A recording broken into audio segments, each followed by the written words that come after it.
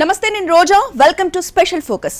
ముచ్చటగా మూడోసారి మిత్రపక్షాలతో కలిసి కేంద్రంలో కొలువుదీరి సమీకరణాలన్నీ మేళవించి అందరినీ ఏకతాటి మీదకు తెచ్చి మంత్రులతో పాటు ప్రధానిగా ప్రమాణ స్వీకారం చేసిన నరేంద్ర మోడీ హ్యాట్రిక్ కొట్టారు. ఇంతకీ మంత్రివర్గ కూర్పులో ఆయన మార్క్ ఎలా ఉండబోతోంది? నరేంద్ర దామోదర్ దాస్ అనే నేను సరిగ్గా 7:20 ప్రధానమంత్రిగా నరేంద్ర మోడీ ప్రమాణ స్వీకారం చేశారు. చెరగని సంతకంతో సరికొత్త చరిత్రని తిరగరాశారు. హ్యాట్రిక్ పీఎంగా చరిత్రలో తన పేరును చిరస్థాయిగా రాసుకున్నారు. మోడీ 3.0లో మొత్తం 72 మందితో కేబినెట్ కొలువుదీరింది. ప్రధానిగా మూడోసారి నరేంద్ర మోడీ ప్రమాణ స్వీకారం. నెహ్రూ తర్వాత వరుసగా 3 సార్లు ప్రధానిగా మోడీ. 72 మందితో కొలువుదీరిన మోడీ కేబినెట్. 30 మంది కేబినెట్ మంత్రులు, 5 స్వతంత్ర మంత్రులు, 36 మంది సహాయ మంత్రులు. नरेंद्र दामोदर दास मोदी ईश्वर की शपथ लेता हूं कि కేంద్రంలో ముచ్చటగా మూడోసారి బీజేపీ నేతృత్వంలో ఎన్డీఏ ప్రభుత్వం కొలువుదీరింది.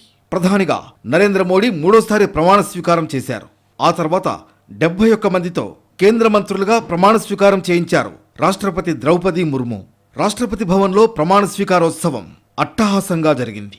తొలి ప్రధాని జవహర్లాల్ నెహ్రూ తర్వాత అంతటి ఘనత సాధించిన నేతగా నరేంద్ర మోడీ చరిత్ర సృష్టించారు. నెహ్రూ తర్వాత ఎవరూ వరుసగా 3 సార్లు ప్రధానిగా బాధ్యతలు చేపట్టలేదు. అంతేకాకుండా ఏ ప్రధాని వరుసగా 3 సార్లు తమ సారథ్యంలోని పార్టీలను ఈ స్థాయిలో గెలిపించిన దాఖలాలు లేవు. 2014లో మోడీ తొలిసారి ప్రధానిగా బాధ్యతలు చేపట్టారు. 2019లోనూ విజయం సాధించి తిరుగులేని నేతగా ఎదిగారు. 2024 ఎన్నికల్లోనూ ఎన్డీఏకు 293 స్థానాలు దక్కాయి. 10 ఏళ్ల పాటు ఏకఛత్రాధిపత్యంతో దేశ ప్రధానిగా చేసిన మోడీ మళ్లీ ప్రైమ్ మినిస్టర్గా పగ్గాలు చేపట్టారు. मैं विधि द्वारा स्थापित भारत के संविधान के प्रति सच्ची श्रद्धा और निष्ठा रखूंगा. मैं भारत की प्रभुता और अखंडता अक्षुण्ण रखूंगा. मैं संघ के प्रधानमंत्री के रूप में अपने कर्तव्यों का श्रद्धापूर्वक और शुद्ध अंतःकरण से निर्वहन करूंगा. ప్రధాని నరేంద్ర మోడీతో పాటు 72 మంది ప్రమాణం చేశారు. రాజ్నాథ్ సింగ్కు మరోసారి కేంద్ర మంత్రి పదవి దక్కింది. గతంలో వాజ్పేయి ప్రభుత్వంలోనూ కేంద్ర మంత్రిగా పనిచేశారు. మోడీ తొలి కేబినెట్లో హోంమంత్రిగా, రెండో కేబినెట్లో రక్షణ మంత్రిగా బాధ్యతలు నిర్వర్తించారు. ఇప్పుడు మోడీ 3వ కేబినెట్లోనూ ఆయన మంత్రిగా ప్రమాణ స్వీకారం చేశారు. मैं राजनाथ सिंह ईश्वर की शपथ लेता हूं कि मैं विधि द्वारा स्थापित भारत के संविधान के प्रति सच्ची श्रद्धा और निष्ठा रखूंगा. मैं भारत की प्रभुता और अखंडता अक्षुण्ण रखूंगा. मैं संघ के मंत्री के रूप में अपने कर्तव्यों का श्रद्धापूर्वक और शुद्ध अंतःकरण से निर्वहन करूंगा. రాజ్నాథ్ సింగ్ తర్వాత నేను అమిత్ చంద్ర షా అంటూ కేబినెట్ మంత్రిగా అమిత్ షా ప్రమాణ స్వీకారం చేశారు. బీజేపీ అగ్రనేతగా ఉన్న అమిత్ షా గత ప్రభుత్వంలో కేంద్ర హోంమంత్రిగా ఉన్నారు. 2021లో సహకార శాఖ మంత్రిగా అదనపు బాధ్యతలు తీసుకున్నారు. గుజరాత్లో 4 సార్లు ఎమ్మెల్యేగా ఉన్నారు.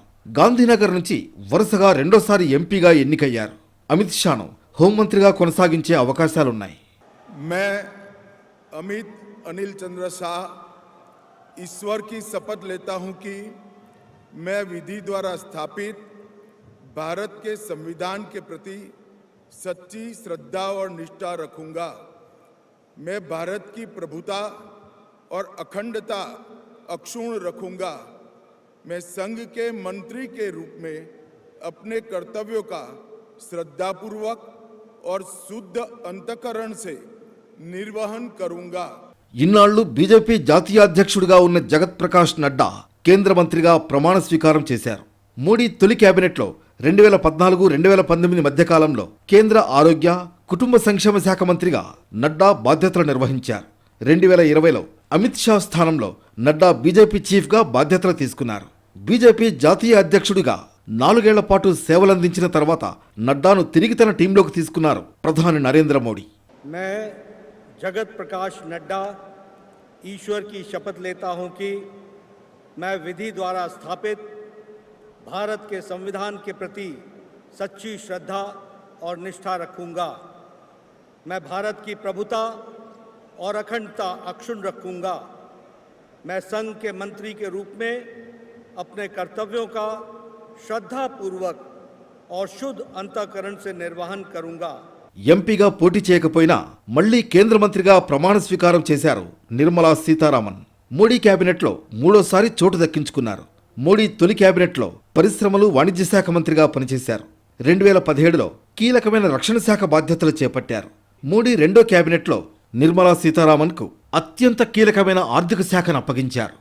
I, Nirmala Sitharaman, do swear in the name of God that I will bear true faith and allegiance to the Constitution of India as by law established, that I will uphold the sovereignty and integrity of India, that I will faithfully and conscientiously discharge my duties as a minister for the Union, and that I will do right to all manner of people in accordance with the Constitution and the law, without fear or favor, affection or ill will. ప్రధాని నరేంద్ర మోడీకి అత్యంత సన్నిహితుడిగా పేరున్న CR Patil తొలిసారిగా కేంద్ర cabinet మంత్రిగా ప్రమాణ స్వీకారం చేశారు. ప్రస్తుతం గుజరాత్ బీజేపీ అధ్యక్షుడిగా ఉన్న పాటిల్ 4వసారి ఎంపీ అయ్యారు. మరోవైపు మోడీ 3.0 కేబినెట్లో మరోసారి కేంద్ర మంత్రులుగా కిరణ్ రిజిజు, హర్దీప్ సింగ్ పూరి, మన్సుఖ్ మాండవీయ స్థానం సంపాదించుకున్నారు. ఇక 72 మందితో మోడీ కేబినెట్ కొలువుదీరగా అందులో 30 మంది కేబినెట్ మంత్రులున్నారు. 5 స్వతంత్ర మంత్రులు, 36 మంది సహాయ మంత్రులున్నారు. దళపతితో పాటు దళం కూడా రెడీ అయిపోయింది. కమలం పార్టీలో కీలక నేతలకి కేంద్ర మంత్రి పదవులు వచ్చాయి. మరి మిత్రపక్షాల్లో ఏ పార్టీకి ఎన్ని బెర్తులు వచ్చాయి? కేబినెట్ లో ఏ రాష్ట్రానికి ఎంత ప్రాతినిధ్యం దక్కింది? సామాజిక వర్గాల వారీగా లెక్కలేంటి? ఫ్యూచర్ లో కేబినెట్ విస్తరణ జరిగే అవకాశం ఉంటుందా? ముచ్చటగా మూడోసారి ప్రధానిగా మోడీ. మిత్రపక్షాలకు కేబినెట్ బెర్తులు, సామాజిక వర్గాల వారీగా పదవులు. మోడీ కేబినెట్లో ఓబీసీ 27, ఎస్సీ 10, ఎస్టీ 5, 5 మైనార్టీలకు మంత్రి పదవులు. మిత్రపక్షాలకు 11 మంత్రి పదవులు. కొత్తగా ఏర్పడిన ఎన్డీఏ ప్రభుత్వంలో ప్రధానిగా నరేంద్ర మోడీ మూడోసారి ప్రమాణం చేశారు. ఆయనతో పాటు 72 మంది ఎంపీలతో కేంద్ర మంత్రులుగా రాష్ట్రపతి ద్రౌపది ముర్ము ప్రమాణం చేయించారు. ప్రస్తుతం మోడీ 3.0లో 30 మందికి కేబినెట్ హోదా దక్కింది. 36 మంది సహాయ మంత్రులుగా ప్రమాణం చేశారు. 5 మంత్రులకు స్వతంత్ర హోదా దక్కింది. మోడీ కేబినెట్లో 27 మంది ఓబీసీలు, 10 మంది ఎస్సీలు, 5 ఎస్టీలు, 5 మైనార్టీలు ఉన్నారు. మోడీ 3.0లో బీజేపీ నుంచి 61 మందికి, మిత్రపక్షాల నుంచి 11 మందికి కేబినెట్లో అవకాశం దక్కింది. మిత్రపక్షాల్లో టీడీపీకి 2, జేడీయూకు 2 మంత్రి పదవులు దక్కాయి. LJP, JDS, RPI, RLD, ADS, HAM నుంచి ఒక్కొక్కరికి మంత్రి పదవులు దక్కాయి. దేశ ప్రధానిగా అయినా, గుజరాత్ ముఖ్యమంత్రిగా అయినా తిరుగులేని మెజార్టీతో పాలించడమే నరేంద్ర మోడీకి తెలుసు. బీజేపీకి సరిపడా మెజార్టీ ఉండడంతో 2 టర్మ్లలో ఎలాంటి ఆటంకాలు లేకుండా సాగింది. కానీ మోడీ 3.0 అందుకు భిన్నం. బీజేపీకి 240 స్థానాలు సొంతంగా ఉన్నప్పటికీ మిగిలిన 32 స్థానాల కోసం మిత్రపక్షాల మీద డిపెండ్ కావాల్సి వచ్చింది. ఇలాంటి పరిస్థితుల్లో ఎన్డీఏ భాగస్వామ్య పక్షాలకు 11 మంత్రి పదవుల్ని ఇవ్వాల్సి వచ్చింది. దేశంలో 1984 తర్వాత నుంచి సంకీర్ణ రాజకీయాలే. ఇందిరాగాంధీ మరణించిన తర్వాత జరిగిన ఎన్నికల్లో కాంగ్రెస్ పార్టీ 404 స్థానాలు గెలుచుకుంది. ఆ తర్వాత ఇంకెప్పుడు దేశంలో ఏ పార్టీ ప్రభుత్వ ఏర్పాటుకు సరిపడా మెజార్టీని సాధించలేదు. 2014 వరకు దేశంలో సంకీర్ణ రాజకీయాల శకమే నడిచింది. 1989, 2014 మధ్య కాంగ్రెస్, బీజేపీ సంకీర్ణ ప్రభుత్వాలకే సారథ్యం వహించాయి. కానీ 2014లో రాజకీయం మారిపోయింది. దేశంలో అతిపెద్ద జాతీయ పార్టీగా బీజేపీ నిలిచింది. జాతీయ పార్టీలు దేశం మొత్తం కలిపి 200 సీట్లు సాధించడమే కష్టంగా ఉన్న అప్పటి పరిస్థితుల్లో బీజేపీ సొంతంగా 282 స్థానాల్లో గెలుపొందింది. ప్రభుత్వ ఏర్పాటుకు కావాల్సిన 272 స్థానాల కన్నా ఎక్కువగా 10 చోట్ల గెలుపొంది మిత్రపక్షాలతో పని లేకుండా ప్రభుత్వం ఏర్పాటు చేయగలిగే స్థితిలో నిలిచింది. వరుసగా 13 ఏళ్లు గుజరాత్ ముఖ్యమంత్రిగా ఉండి తర్వాత బీజేపీ ప్రధాని అభ్యర్థిగా మారి దేశవ్యాప్తంగా మోడీ పెంచుకున్న చరిష్మాతోనే ఆ ఘన విజయం సాధ్యమైందన్నది అంగీకరించి తీరాల్సిన నిజం. ముఖ్యమంత్రిగా గుజరాత్ను అభివృద్ధి విషయంలో పరుగులు పెట్టించిన విధానం దేశవ్యాప్తంగా ఆదరణను పెంచింది. గుజరాత్ మోడల్ 2014లో ఎన్నికల నినాదంగా మారింది. సొంతంగా కావాల్సిన మెజార్టీని సాధించినప్పటికీ 2014లో కేబినెట్లో కూటమి పార్టీలకు చోటు కల్పించారు Modi. మిత్రపక్షాలను కలుపుకుపోయారు. Make in India, Swachh Bharat Abhiyan, నోట్ల రద్దు, జీఎస్టీ అమలు, సంస్కరణలకు పెద్దపీట వేయడం, ప్రైవేటీకరణకు ప్రోత్సాహం వంటి వాటితో పాలనపై మొదటి 5 ఏళ్ల కాలంలో తన మార్కు చూపించారు మోడీ. విదేశాంగ విధానంలో భారత్ను బలంగా తీర్చిదిద్దారు. విస్తృత విదేశీ పర్యటనలు, పెట్టుబడుల ఒప్పందాలతో అంతర్జాతీయంగా భారత్కు ప్రత్యేక గుర్తింపు సాధించారు. 2019లో సైనికులపై జరిగిన పుల్వామా దాడికి ప్రతీకారంగా చేపట్టిన బాలాకోట్ దాడులు వంటివన్నీ 2019 సార్వత్రిక ఎన్నికల్లో మోడీని ఓ వ్యక్తిలా కాకుండా తిరుగులేని శక్తిగా నిలిపాయి. దేశవ్యాప్తంగా కమలదళానికి ఓట్ల వర్షం కురిసింది. బీజేపీ ఆధిపత్యం ఉండే ఉత్తరాది రాష్ట్రాల్లో ఓట్ల వరద పారింది. ఫలితంగా 2019 ఎన్నికల్లో బీజేపీ 303 సీట్లు సాధించి అందరి అంచనాలను తలకిందులు చేసింది. 1984లో 2 సీట్లు సాధించిన బీజేపీ తర్వాత కాలంలో అధికారం సంపాదించినప్పటికీ 303 సీట్లతో అతిపెద్ద పార్టీగా నిలవడానికి మోడీకున్న ప్రజాకర్షణ, ప్రధానిగా ఆయన తీసుకున్న నిర్ణయాలే కారణం. భారీ సీట్లతో గెలిచిన తర్వాత కూడా బీజేపీ మిత్రపక్షాల్ని దూరం పెట్టలేదు. కలిసి వచ్చే పార్టీలన్నింటితో ముందుకు సాగింది. 2018లో రెండోసారి అధికారంలోకి వచ్చిన వెంటనే బీజేపీ చిరకాల లక్ష్యాల సాధన దిశగా ప్రధాని మోడీ అడుగులు వేశారు. ఆర్టికల్ 370 ఎత్తివేత, అయోధ్యలో రామాలయం నిర్మాణం, సిఏఏ వంటివి ఆచరణ సాధ్యం చేశారు. ట్రిపుల్ తలాక్ రద్దు, కొత్త పార్లమెంట్ భవనం, మహిళా రిజర్వేషన్ల వంటివి చేసి చూపారు. స్వతంత్ర బలమైన విదేశాంగ విధానంతో అమెరికాతో ఢీ అంటే ఢీ అనే స్థాయిలో భారత్ను నిలబెట్టారు. భారత్ వ్యతిరేక ఉగ్రవాదులకు ఆశ్రయమిచ్చే దేశాలకు బుద్ధి చెప్పారు. పాలన పరంగా సంచలన నిర్ణయాలు తీసుకుంటూనే దేశవ్యాప్తంగా బీజేపీ బలోపేతానికి దీర్ఘకాలిక ప్రణాళికతో పనిచేశారు. ప్రాంతీయ పార్టీలను కలుపుకుని రాష్ట్రాల్లోనూ బీజేపీకి అధికార పీఠం కట్టబెట్టారు. డబుల్ ఇంజిన్ సర్కార్ నినాదంతో కాషాయ దళాన్ని పరుగులు పెట్టించారు. 2024 ఎన్నికల్లో సొంతంగా 370 సీట్లు సాధించడం లక్ష్యంగా పెట్టుకుని ఎన్నికల కురుక్షేత్రంలోకి దిగారు. 2 సార్లు అధికారంలో ఉన్న పార్టీ మీద వ్యతిరేకత రాకుండా నిర్ణయాలు తీసుకున్నారు. ముందు జాగ్రత్తగా కొత్త పొత్తుల వేటలో పడ్డారు. ఓట్లు రాబట్టుకునేందుకు అంచనాలకు అందని రాజకీయ సమీకరణాలు వేసి సఫలీకృతమయ్యారు. మోడీ 3.0లో కొత్తగా పొత్తు పెట్టుకున్న పార్టీలకు వచ్చిన సీట్లు, బీజేపీ పొందిన ఓట్లే కీలకంగా మారాయంటే మోడీ ముందు చూపు ఎలా ఉందో అర్థం చేసుకోవచ్చు. మూడోసారి అధికారంలోకి వచ్చాక మంత్రివర్గ కూర్పుపై మిత్రపక్షాలతో చర్చించారు. ఎవరికి పదవి ఇవ్వాలో కూటమి పార్టీల నుంచి ప్రతిపాదనలు తీసుకుని మిత్రపక్షాలకు 11 సీట్లు కేటాయించారు. ఇక మోడీ కేబినెట్లో కేంద్ర మంత్రులుగా ప్రమాణ స్వీకారం చేసిన వారిలో 43 మందికి 3 సార్లు కేంద్ర మంత్రులుగా చేసిన అనుభవం ఉంది. ఇక 23 మందికి రాష్ట్రాల్లో మంత్రులుగా పనిచేసిన అనుభవం ఉంది. 6 మాజీ సీఎంలు మోడీ జంబో కేబినెట్లో మంత్రులుగా ప్రమాణం చేశారు. సహాయ మంత్రి పదవి ఇస్తామన్న ఎన్సీపీ అజిత్ పవార్ వర్గం అంగీకరించలేదు. దీంతో భవిష్యత్తులో జరిగే విస్తరణలో అవకాశం ఇస్తామని హామీ ఇచ్చి మిత్రులు ఎంత ముఖ్యమో చెప్పకనే చెప్పింది బీజేపీ. అంతేకాకుండా ఫ్యూచర్లో కేబినెట్ విస్తరణ ఉంటుందని ముందే సంకేతాలిచ్చేసింది. దీన్ని బట్టే మంత్రివర్గ కూర్పుపై దళపతి ఎంత పక్కాగా వర్కౌట్ చేశారో అర్థం చేసుకోవచ్చు. మోడీ కేబినెట్ లో తెలుగు రాష్ట్రాలకి మంచి ప్లేసే దక్కింది. ఏపీ నుంచి 3కి మంత్రి పదవులు వచ్చాయి. తెలంగాణ నుంచి 2కి కేబినెట్ లోకి అవకాశం వరించింది. మరి ఎవరికి ఎలాంటి శాఖని కేటాయిస్తారు? తెలుగు రాష్ట్రాలకి మరిన్ని పదవులు వస్తాయా?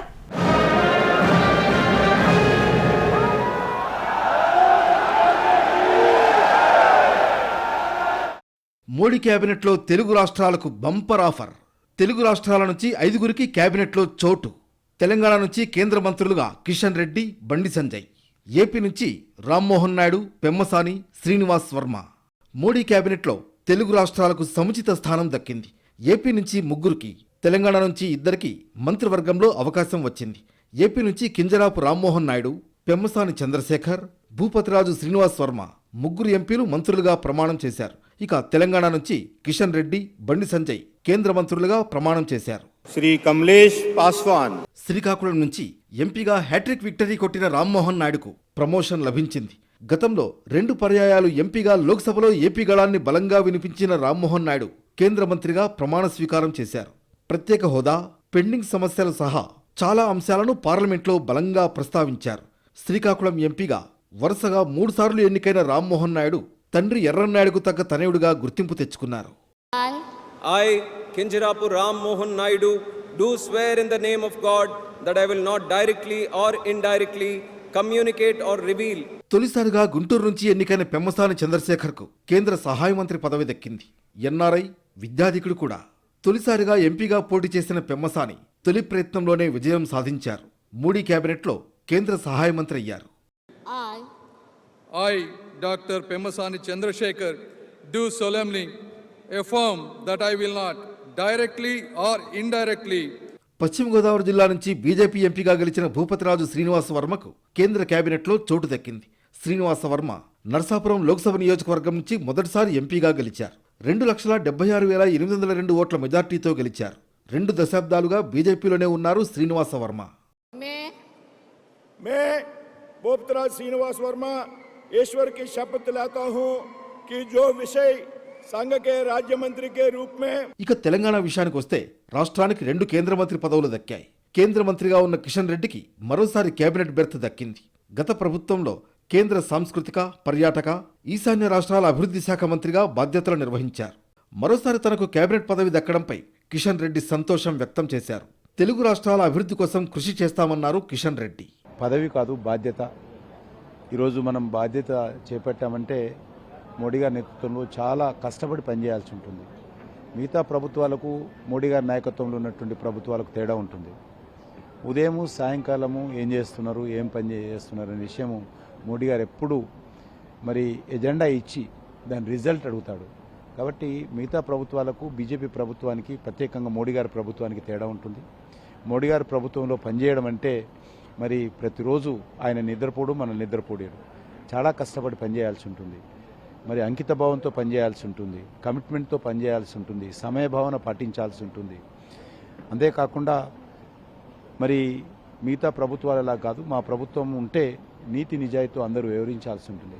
కాబట్టి ఆ రకంగా ఈరోజు నరేంద్ర మోడీ గారి ప్రభుత్వంలో మరి క్యాబినెట్ మినిస్టర్ అయినప్పటికీ కూడా మరి మంచి డెలివరీ చేయాలనేటువంటి టెన్షనే ఉంటుంది తప్ప ఎక్కడ కూడా జుబిలెంట్ వాతావరణము ఉండదు మాకు. ఇక తెలంగాణ నుంచి రాష్ట్ర మాజీ అధ్యక్షుడు బండి సంజయ్ కుమార్కు కేంద్ర మంత్రిగా అవకాశం దక్కింది. సంజయ్కు సహాయ మంత్రిగా ఛాన్స్ లభించింది. ఎన్నికలకు ముందు వరకు అధ్యక్షుడిగా ఉన్న బండి సంజయ్ పార్టీని పునరుత్తేజం చేయడంలో కొంతవరకు సక్సెస్ అయ్యారు. దీనికి తోడు ఈసారి మంచి మెజార్టీతో బండి విజయం సాధించారు. ప్రధాని మోడీ ఆశీస్సులు ఉండనే ఉన్నాయి. తనకు ఈ అవకాశం కల్పించినందుకు ప్రధాని మోడీ, జేపీ నడ్డా, ఇతర ముఖ్య నాయకులకు బండి సంజయ్ ధన్యవాదాలు తెలిపారు. కేంద్ర మంత్రిగా నాకు ఇలా అవకాశం దక్కడం చాలా సంతోషంగా ఉంది. ఒక బ్యాంక్ డైరెక్టర్ స్థాయి నుంచి ఇవాళ ఎంపీ స్థాయి వరకు నన్ను ప్రోత్సహించి, నన్ను ఆదరించి, నాకు అండగా ఉన్నటువంటి కరీంనగర్ పార్లమెంటు నియోజకవర్గ ప్రజలందరూ కూడా తప్పకుండా రుణపడి ఉంటా. మన నరేంద్ర మోడీ గారి యొక్క ఆశీర్వాదంతో, జాతీయ నాయకత్వం యొక్క ఆశీర్వాదంతో ఈరోజు ఈ కేంద్ర మంత్రి పదవి దక్కడం చాలా సంతోషంగా ఉంది, చాలా గర్వంగా ఉంది. నేనైతే ఎప్పుడు ఊహించుకోలేదు ఈ స్థాయికి వస్తా అని చెప్పి. ప్రధానిగా మోడీ ప్రమాణ స్వీకారోత్సవం రాష్ట్రపతి భవన్లో అట్టహాసంగా జరిగింది. మోడీ పట్టాభిషేక మహోత్సవానికి ఎందరో మహానుభావులు, వివిధ రంగాలకు చెందిన ప్రముఖులు హాజరయ్యారు. ఆధ్యాత్మిక గురువు శ్రీ శ్రీ శ్రీ త్రిదండి చినజీయర స్వామితో పాటు సినీ రంగానికి చెందిన సౌత్ సూపర్ స్టార్ రజనీకాంత్ దంపతులు, బాలీవుడ్ బాద్షా షారూక్ ఖాన్, ప్రముఖ వ్యాపారవేత్త రిలయన్స్ గ్రూప్ అధినేత ముఖేష్ అంబానీ, పవన్ కళ్యాణ్ దంపతులు ప్రమాణ స్వీకారం కార్యక్రమంలో సెంటర్ ఆఫ్ అట్రాక్షన్గా కనిపించారు.